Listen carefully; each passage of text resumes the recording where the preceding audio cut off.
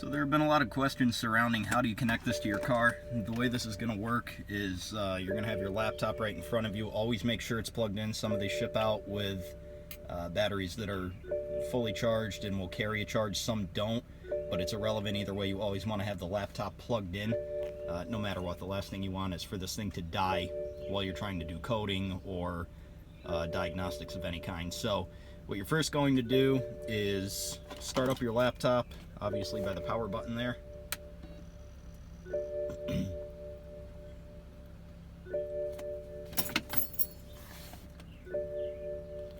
And the first thing we'll select is GT1, which is for some of the older vehicles.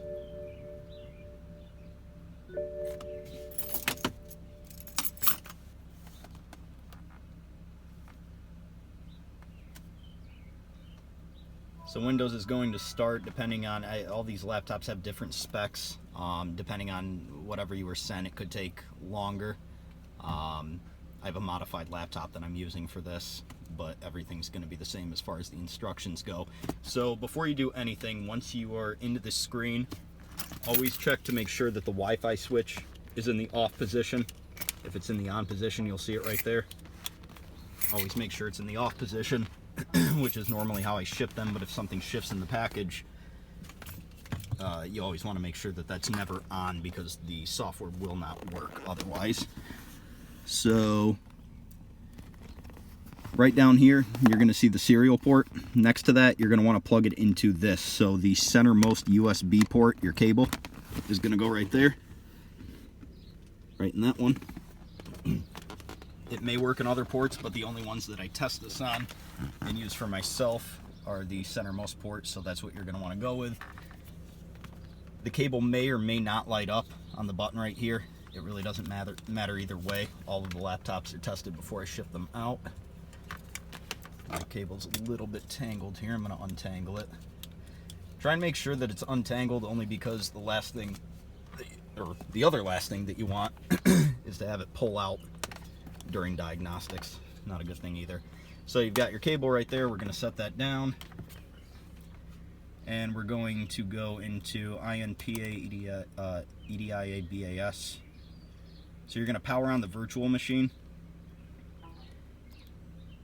It's most likely going to go into a full screen. If you ever want to exit the full screen for any of the virtual machines, you're going to hit Control and Alt, and that'll bring your mouse back up so that you can pull that button right there and take it out of full screen. And that applies for any of the screens on GT1. So we're going to let that load.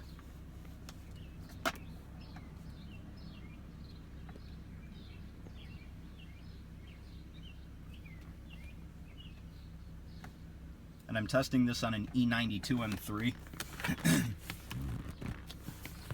So you'll probably have the idea of, or as to how you're going to do it with your own car based on your body code, but in this case my body code's an E92. So this is always going to pop up. You're going to want to leave this open. So what you'll want to do is first take your diagnostic cable, plug it into the OBD port. So there, mine lit up. The light doesn't stay on, so don't be concerned when it goes off. You're going to hit run. And the first thing we're going to do is open DIS, the Diagnostic and Information System. So again, I'm going to click on that now, so I cannot go back to my desktop unless I hit Control and Alt, and it will open up that or pop down with that little thing there where I can exit the full screen, but in this case I'm just going to stay in it. And again, I can't stress enough, no matter how good the battery that you were sent was, always make sure that the computer's plugged in. Never run it without a battery.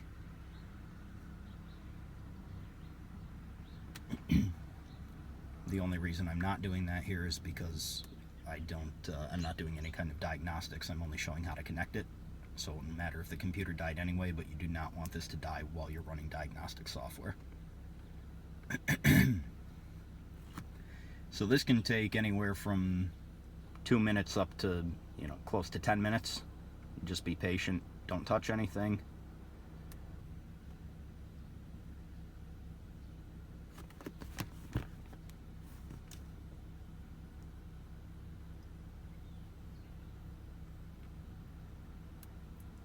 So it is loading for me.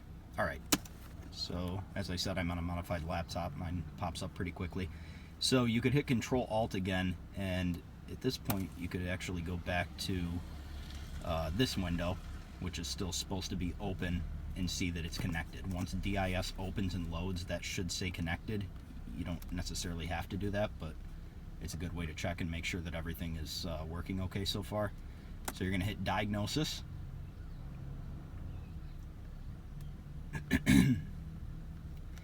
And in my case, I'm doing an E92M3, so I'm going to go to 3 Series, click E92. You're always going to get this warning for battery voltage. Without going into detail, don't worry about it. But one thing you always want to make sure that you do is, and actually, I should have said this before, make sure that the vehicle is actually on. So turn to the on position.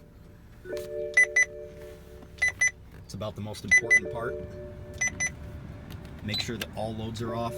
So your headlights, my air was on, so I'm going to turn that off. Any loads that you can turn off, you want to do to save battery life so that the car doesn't die in the middle of this. Now, that's going to come up no matter what. It doesn't matter how good your battery voltage is.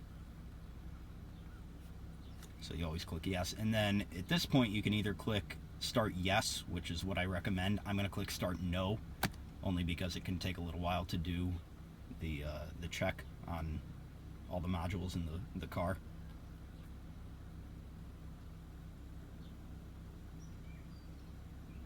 But it is now identifying my vehicle. And again, I should have had that on. Always make sure that the vehicle is turned to the on position. If you don't have a bad tire pressure monitor, then you won't have that blinking light like I do on my dash, but always make sure that the vehicle is turned to the on position. Otherwise, it will not detect it. So if you had clicked yes for the quick test, this would start doing tests throughout the entire thing, or throughout the entire car, I should say. After it's done, it might ask you a couple of basic questions that you should be able to answer, and then you would click the next button right down here, and it will take you to the screen that would show you any kind of code, shadow codes, anything like that you might have issues with the car, and diagnostic functions that you can do. At that point, you are on your own. There's a lot of support online, but I don't want to get too much into diagnosing the vehicle because there's a bunch of different things that you can do with the software. So I'm just going to exit out of that. So I hit Control Alt first. I pulled up that menu, and then I exit the DIS 5.7, and I'm going to power it down. Now this still says connected. So the next thing you'll do, if you want to go to SSS, you just want to exit out of this thing altogether.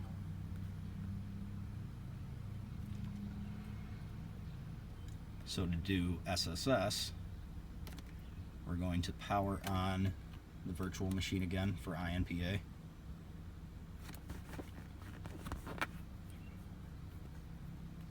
Let it power back up.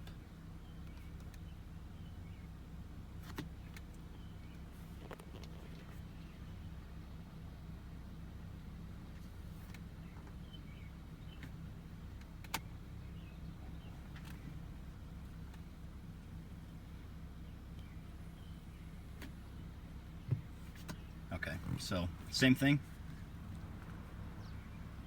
Now I'm going to go up to the top here. I'm going to minimize that window. Well, one other thing you might want to check for. This is why I always recommend you watch the entire video, because sometimes I forget steps as I go through these tutorials.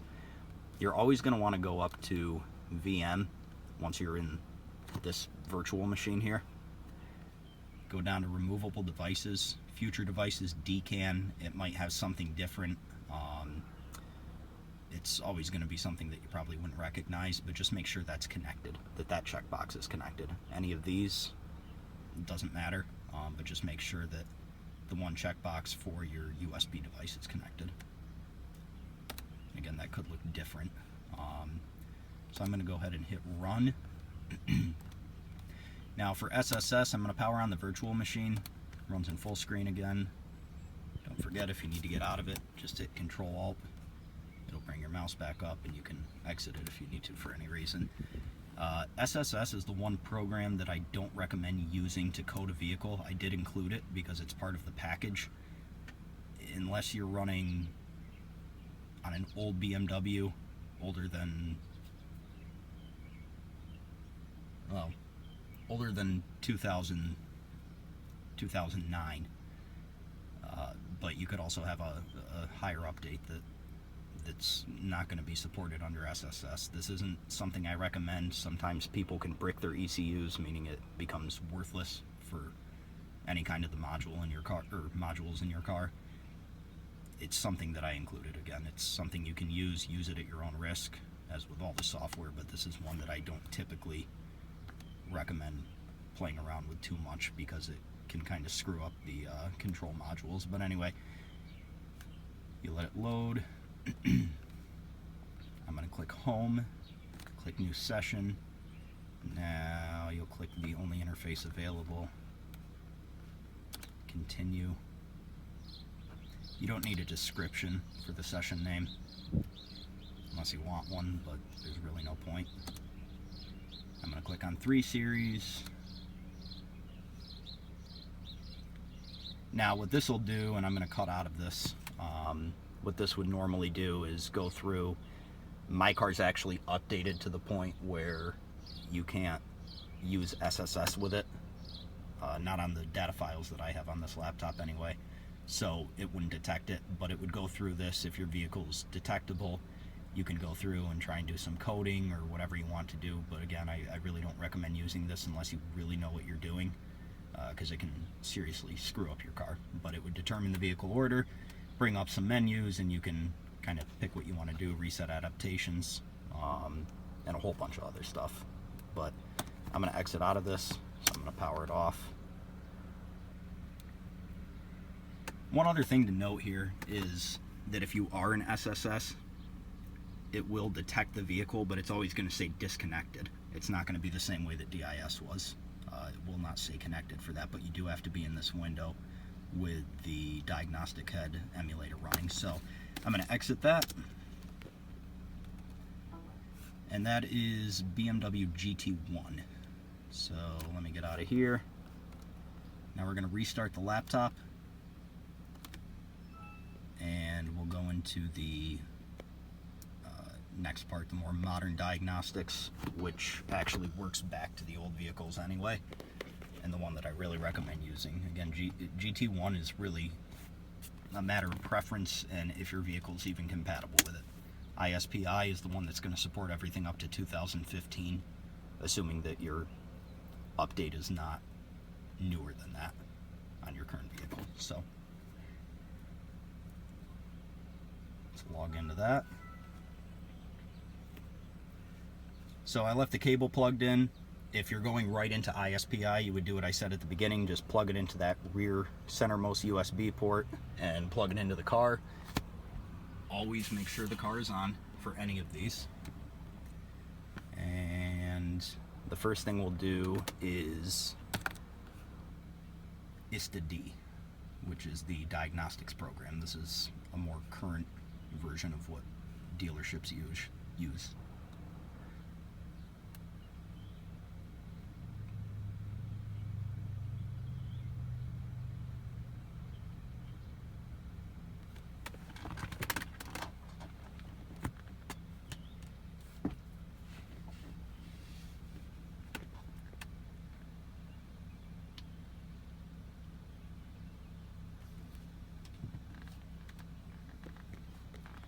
So, actually, one other thing to know is that if your car is turned to the on position but the engine is off, always make sure that the door is open. You don't want to shut the door because it can actually shut off the on position of the ignition, depending on what kind of vehicle you have.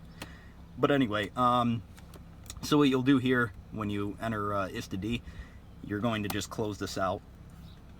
It's more of a note thing. You'll go to identification, read out vehicle data, start the vehicle identification, or you could start the test. Same thing as DIS, it'll read it out first and then it'll start the test, but it takes a little while to do that, so I'm not going to for the video. But as you can see, last 7 of my VIN, PY40338, E92M3S65 would be my engine code. When the ECU was made, or construction date, whatever, 2017 December, and just gives you some data here. But now you could hit start vehicle test and it will test the vehicle, and again at that point you're on your own. Just you know, go through, search the web for how to do this. It's pretty self-explanatory as far as going through and understanding how to diagnose your vehicle. The whole software explains itself. Really the purpose of the video is only to help people to connect to the vehicle, because that seems to be what I get the most questions about. But I'm going to exit out of this.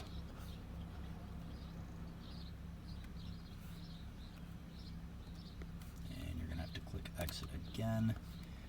And finally, ISTA-P. So for this, you'll want to click start the KDCAN ICOM emulator. You're going to get that message right there. And certainly for this one, more than anything else, make sure that Wi-Fi switch is turned to the off position. So push toward the back of the laptop. Like I said, I do ship them with that switch off, but if something shifts in the package, it's possible that it can turn back on. I haven't had any issues yet, but just to be safe. And then you're going to click on that. Oops.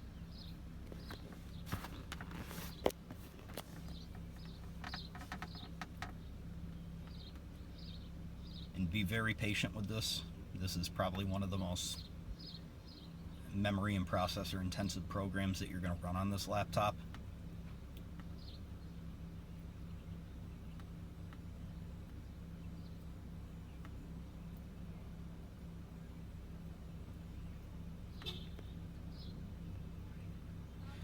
And while this is loading, only because it takes a few minutes, I will say you can do a lot of cool stuff with this software. You're able to, I mean, for example, just one of the very simple things, one of thousands of things that you can do with it is actually start like your auxiliary fan in the front of the vehicle without the car being on. And that's probably the most simple thing that I could even explain here. There's so many different things. You can test out lights, you can turn lights on individually.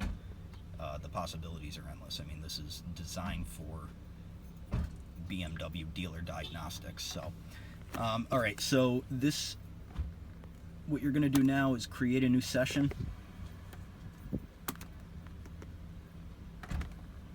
And again, I have to emphasize making sure that the vehicle is turned to the on position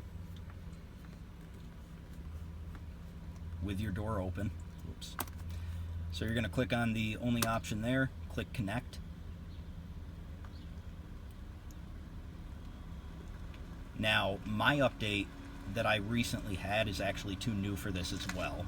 It's something I haven't updated yet for my own car. It doesn't really matter, but it will not actually detect my VIN on ISTA-P. So I'm going to exit out of this, but that's pretty much what you do. You'll continue on to determine a measures plan after it detects your vehicle, and at that point you're good to go with whatever kind of coding or programming you want to do. But again, do it at your own risk. In fact, it actually is detecting my VIN, but I don't believe it will detect the software either way. That's kind of irrelevant for the video. So what I'm going to do is exit out of it like this. So I minimize that. I did not exit the program. You're going to want to right click and hit shut down ISTA-P.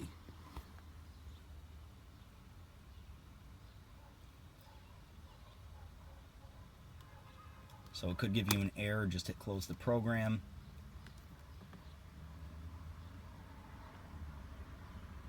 Now you're probably going to have some windows open still. What you'll want to do, if you've gone from ISTA-P and you're going to ISTA-D, so the first one that we looked at, you're always going to want to log off first.